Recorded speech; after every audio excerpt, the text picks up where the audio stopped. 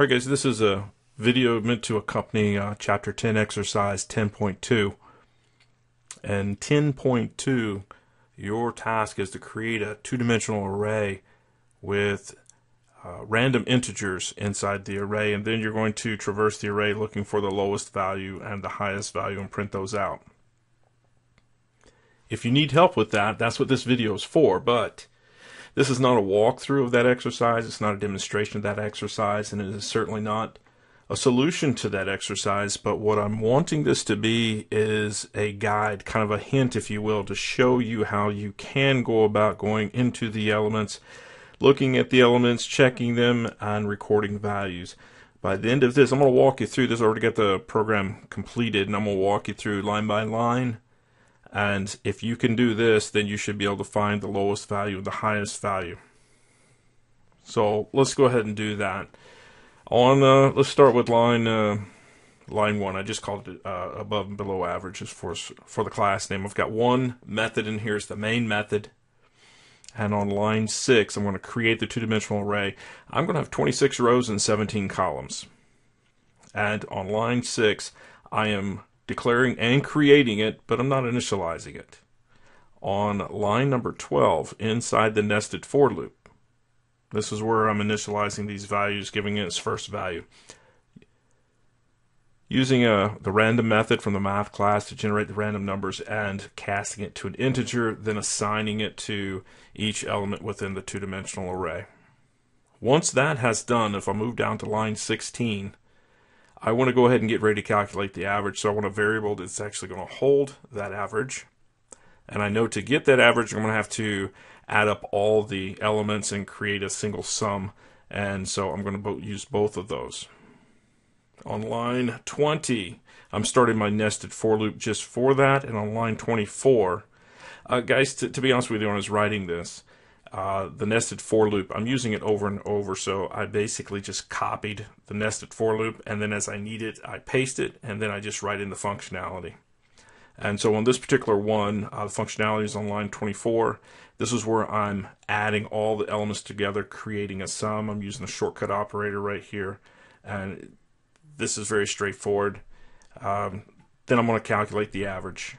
Once this nested for loop is done, then I'm coming down to calculate the average, and I'm using variables. I'm not hard coding any numbers in, and with this I've got to cast it to double.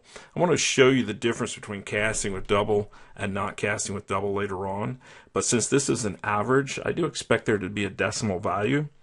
And if you look at this length, this is the number of rows, this is the number of columns. Both these values are integer values. This sum is an integer value.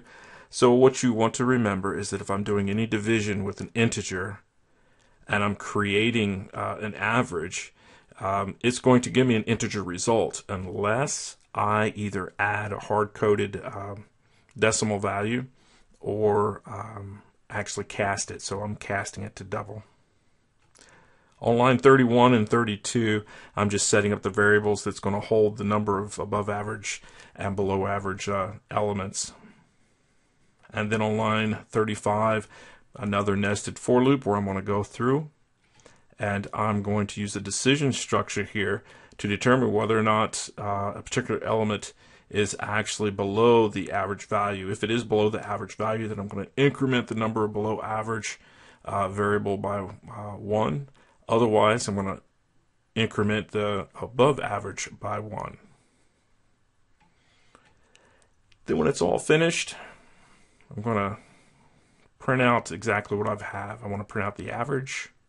I want to print out how many I have below average, how many I have above average. And then I want to make sure that I should have 442 elements, and I just put this in here just as a test. I'm adding the number below and the number above just to make sure that should always equal 442. All right, let's go ahead and test it out. Bring my screen up. Let's go ahead and run this again.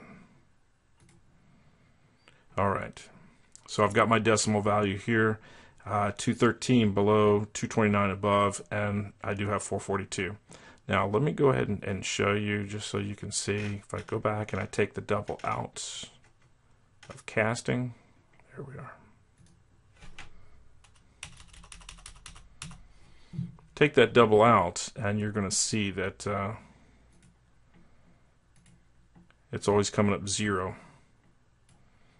See, 3633 0, 3627 0, 3436 0, because they're all integers.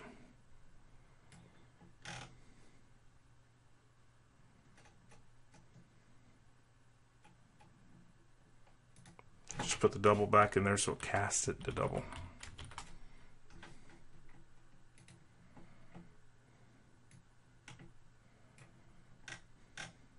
And there I've got my real values back.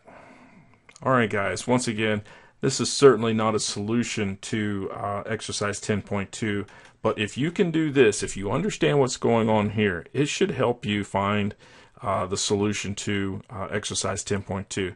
If you can do this, you should be able to traverse through your two-dimensional array and identify a value that's the lowest value, and you should be able to traverse through it and identify a value that is the highest value. Just need a little bit different logic, and you should have the solution there. Best of luck.